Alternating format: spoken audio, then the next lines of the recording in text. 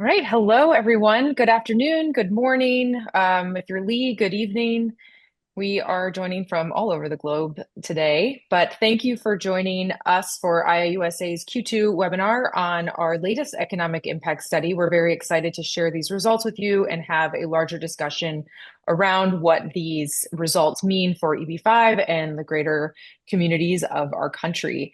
Before we get started, I just want to run through our housekeeping. If you've been in our webinars before, you're probably sick of hearing me say all these things, but this presentation is intended for educational purposes only and is not legal advice. If you have any questions about the content, please consult your legal counsel. Additionally, if you're listening to a recording, this was recorded on June 24th, 2025, and the information is deemed to be accurate and up to date as of the recording, but EB-5 is rapidly changing all the time, so just keep that in mind if you're listening to it at a later date. Things may have changed.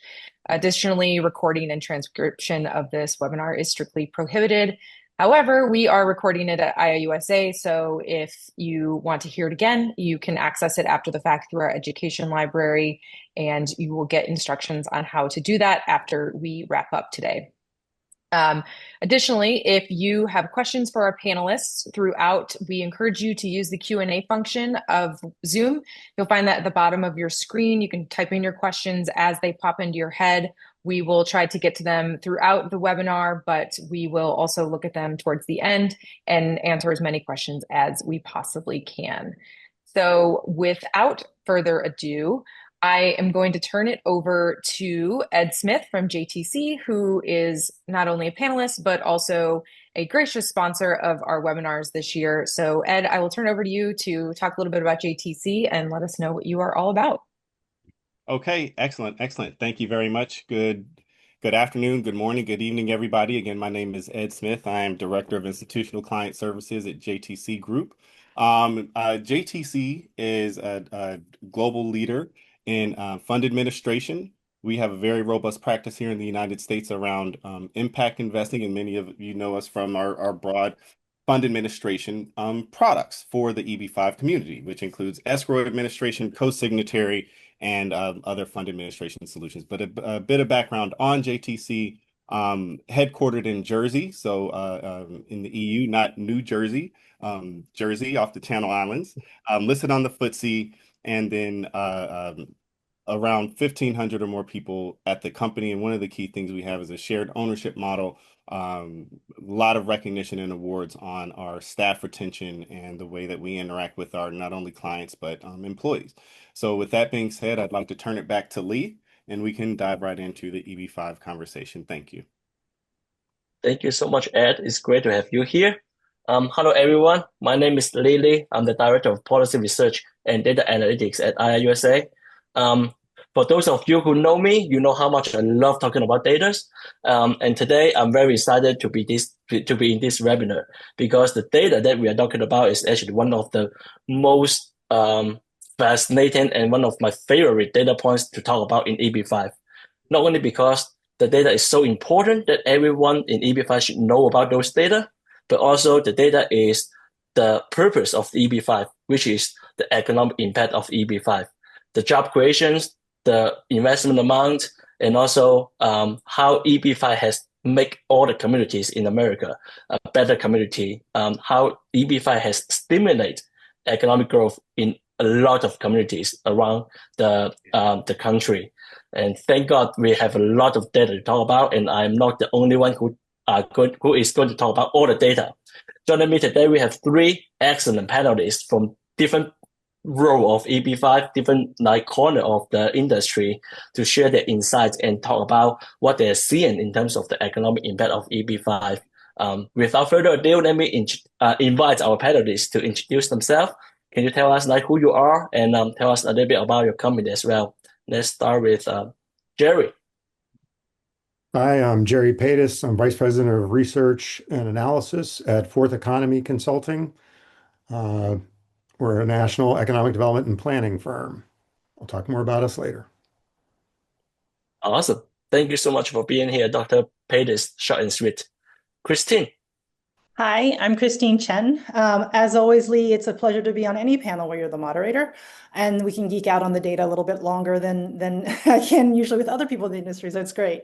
I am Chief Operating Officer of Can-Am Enterprises. We have been in EB-5 for over 20 years now, so it's actually been great seeing how much economic impact EB-5 has really been able to have in the United States and in various industries and everything else over the years. So looking forward to engaging in this conversation.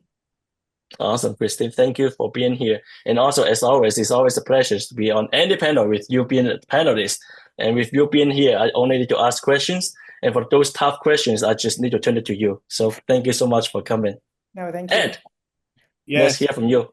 Yes, I've not heard from you for a long time. Again, Ed Smith, Director of Institutional Client Services and Impact, also serve Director of Sustainability here at JTC, as you see on your slide. I will just give a shout out to IIUSA right here because I've been involved with data around EB-5 and IIUSA for a very long time. In fact, I was graciously supported with data when I was pursuing my doctorate and completed my doctorate on the EB-5 program. And I was able to utilize some of the IIUSA data. So I really appreciate the great work that Lee and team have done in collecting and producing this, and happy to dive in a bit more on the things that we've seen as it relates to EB-5 around the country. Thank you. Thank you so much, Ed. Wow. I didn't know you also have a doctorate degree. Now I feel more precious. I hope I can sound smart as you are. Okay. But I know everyone in EB-5, you guys all know about JTC, you guys all know about Can-Am, and you all know about Ed and Christine, but maybe not all of you know about fourth economy. So, Dr. Peters, can you tell us who is fourth economy and why or what's the role that you play in these research projects for the EB-5 economic impact study? Yeah. We founded Fourth Economy in 2010, the time of the Great Recession. And we founded it to do economic development differently, to think about it holistically. So you can see we do a broad set of services around economic development and planning. We've always worked nationally. We have a few states still missing from our footprint, but we've worked across a lot of the company. Our role is we help to create strong communities and thriving economies. One piece of our work is we do a lot of economic impact work. So you're going to hear today about the economic impact study for the EB-5 program, which is probably the biggest, most impactful one that we've done. We also do a lot of program evaluation work. But if you're interested in cool technology, we did an economic impact report for Carnegie Mellon's National Robotics Engineering Center. Although I will say the profiles of the technologies we have in there are not as interesting as actually seeing them in person. So if you have a chance to go to Pittsburgh, see if you can get a tour of the National Robotics Engineering Center. Another major national study we did is also the Gap Trail, the Great Allegheny Passage, which is one of the premier biking and hiking trails in the United States. And we did the economic impact report for that. That's awesome. I mean, as you can hear from Dr. Peters, Fourth Economy have done so many projects for economic impact for different industry. And I have to say that it has been an amazing experience working with you and your team. You guys are so professional. And just the only complaint that I will make is you always make me feel like I know nothing. So next time I will try harder when I work with you all. So let's go back to focus on the topics for today's webinar, the economic impact of EB-5. Before we deep dive into the reports that we just published about the latest economic impact study, I would like to just briefly introduce the process that we have put out to make this report possible. So first of all, I would like to thank Marissa McKee, Susan Nasicki, and also Kyla James, because these three members of IIUSA, we form a committee to help us identify the ideal partners for this research. We want this to be an independent research, so we put out an RFP process. We send it out to so many research outlets, and also we receive a number of responses. And then the committee review all the response, and they come up with the metrics to evaluate each one of the response. And then we select fourth economies for this important projects of for our industry. And so this is the background of the study. And Then we start working with Fourth Economy and Dr. Peters for this research. And then just they come up with the methodologies, they come up with the data to help us to understand how awesome you guys all are, how awesome EB-5 was in 2016, 2019. So Dr. Peters, can you just walk us through about the methodologies and the data behind this study? Yeah. Any economic impact study, the devil is really in collecting the data and getting the inputs right. We use a commercially available input-output model. Ours is on the platform Lightcast. It's one of 2 or 3 major commercial models that are available out there. So we had to bring in data from multiple sources. One source was getting all the information off of the USCIS I-526 forms. So we had a sense of how much was invested in the EB-5 program. Then we have all the data on the form I-924As, terms I'm sure all of you are very familiar with, but I have to pause so I get them right. And for the period in which we did this study, 2016 to 2019, there were 26,000 pages of those forms that had to be data entered. Many of them are scanned poorly. They can't be machine read because they were scanned, so they're not optical character recognition doesn't work on them, so they had to be manually data entered. But those forms also redact a lot of information, all the key information, in fact, such as the investment amounts. So we had to have a parallel effort that Lee helped organize to get data from the regional centers. So we had 68 regional centers respond with data in time. This actually accounted for about 68% of the total investment reported in the I-526 forms. So we got really good coverage on the investment amounts. And given that there are certain requirements for the EB-5 program, we were able to then scale that information out to the projects where we didn't have information that we data entered off the 924A forms. So that gave us a pretty good data set for national coverage of all of that funding. So we had almost 12 billion in reported direct investment from the regional centers, and that was a big chunk of the 17.5 billion reported through the I-526 forms. Then we plugged all that into a model, the sector level, and began analyzing the results. Yeah, before we talk about the results, I want to highlight one point that you just mentioned, Dr. Peters, is IIUSA actually play a role in helping collecting data from different regional centers to fill the gap of the information. And I think this is exactly how special the role IIUSA is playing for EB-5, because there's a lot of missing data. There's a lot of information that we try to understand, but we don't have that available. USCIS, unfortunately, they did not publish a lot of data. So, but thank God we have a lot of members, and our members, including regional center members and service providers members like JTC, you have a lot of project information. You have a lot of investors. So if we can work together, it's very promising that we can fill this informational gap. And here I would like to ask Ed and Christine, JTC and CanAm has also participated in IIUSA's data connection efforts.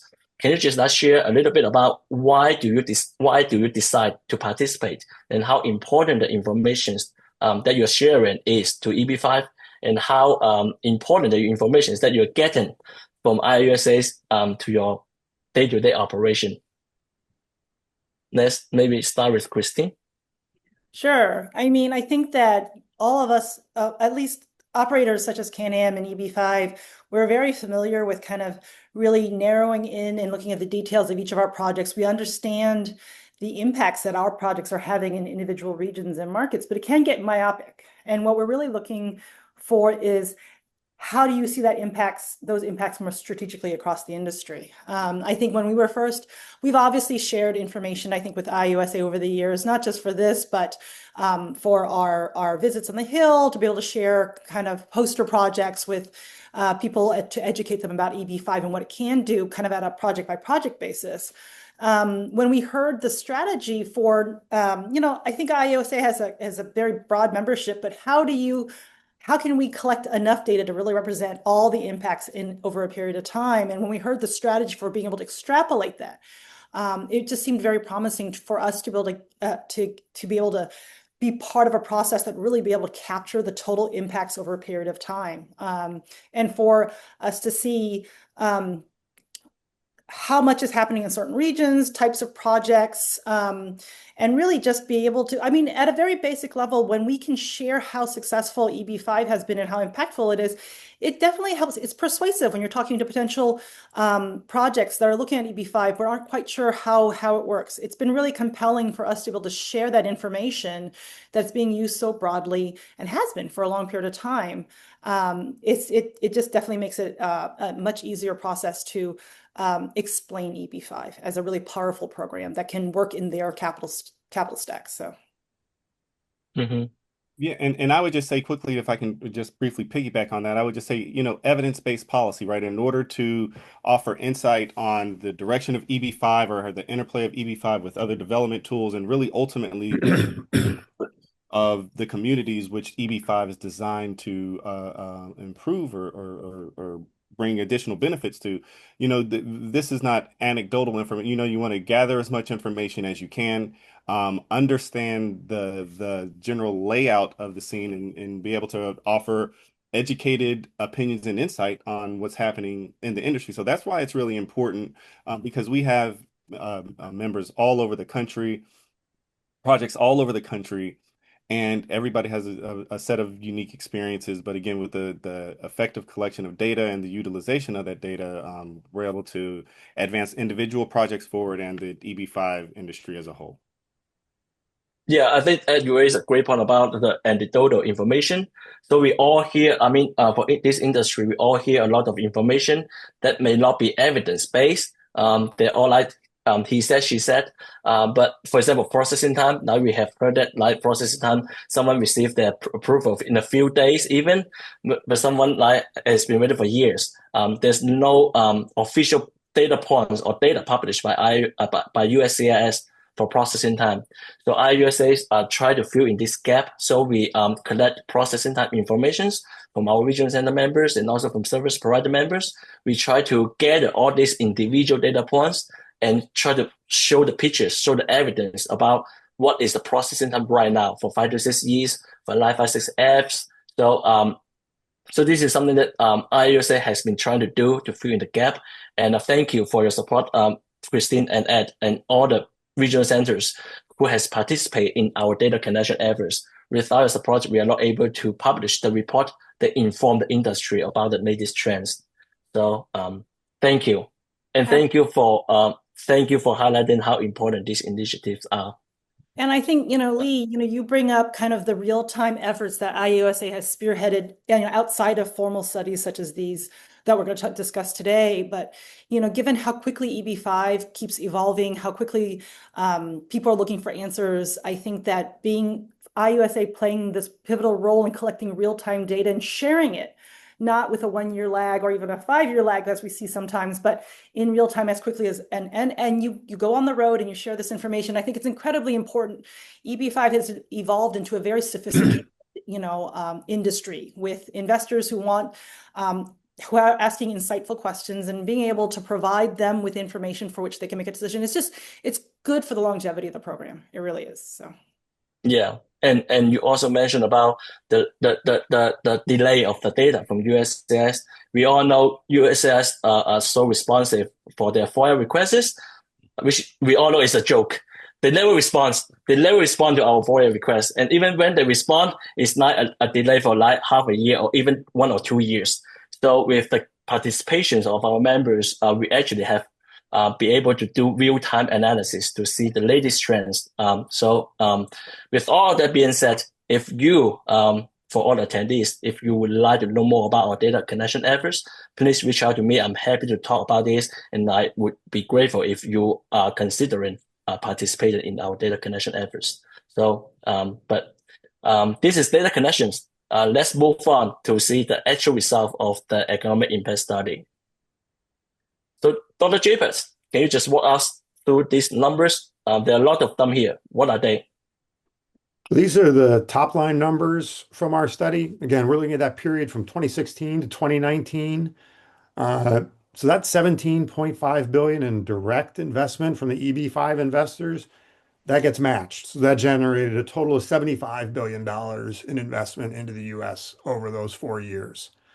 That in turn created 1.7 million total jobs all across the US, paying 122 billion in wages and ultimately contributing 184 billion to US GDP. And I want to emphasize that we're looking at this one snapshot in time. And these numbers, the 75 billion, the 1.7 million, that's the aggregate impact across those 4 years. What it is not the compounding effect of the EB-5 investment. This does not count the compounding effect of the EB-5 investments in 2016 and what they were generating in 2019. It does not count the compounding effect of the investments before 2016 and all the decades before. It is just this one snapshot. So if you look at these numbers and you think they're inflated or they're too high, I'm going to argue these are very conservative numbers. These are an underestimate of the actual impact. But we had no way of really knowing how to compound those numbers. We didn't want to just assume that 100% remain. We don't have any information on, the duration of all of these projects. And as we know, some of them are still going, some of them, may be wrapped up, but this is really just that snapshot of this period of time. But these numbers are already very promising and very encouraging in those 4 years alone. So for anyone who is watching this right now, if you are going to take one screenshot, I would suggest you take this screenshot. For me, I'm going to print this out. I'm going to frame this in my office because these are beautiful numbers. And then we are going to deep dive into each one of those. Let's start with investment amount. You should frame the flyer we put out. Remember, we have that nice like one page. Oh, I have that too. Yeah. I have that too. Everyone can frame those. Yes. And also, if you are wondering what kind of flyers that we are talking about, so it's on our website. It's the one page that summarizes all these significant impacts of EB-5 in those 4 years. I believe Ashley was going to send a link of our website where you can download the report and also the one pager, the flyer.